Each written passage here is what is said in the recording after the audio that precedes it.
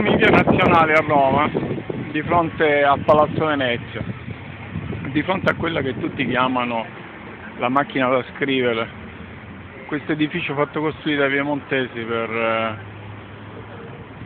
stabilire il loro potere sulla capitale. E proprio qua, di fronte a Palazzo Venezia, Antonio Caneva, durante il periodo della dittatura fascista, aveva affittato un locale che potremmo anche individuare con questa bottega Spitta che c'è qua all'angolo.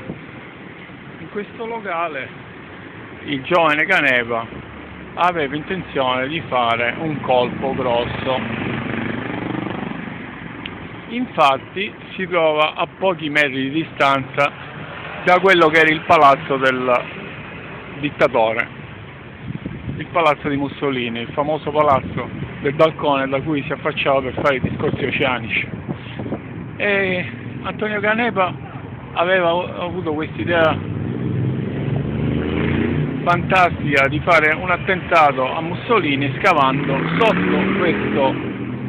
sotto questa strada un tunnel per entrare direttamente dentro il palazzo e per dimostrare che il dittatore era attaccabile, era raggiungibile con un fatto clamoroso, con un evento spettacolare, avrebbe portato l'attacco al cuore del regime.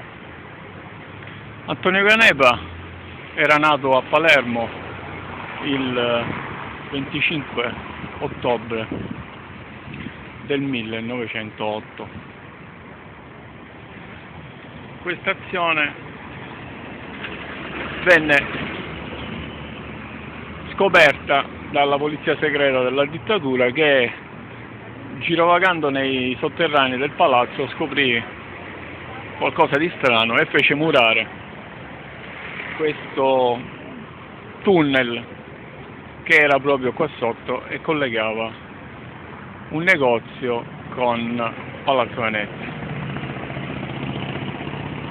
Facendo murare il tunnel, Caneva rinunciò all'impresa e progettò altre clamorose azioni.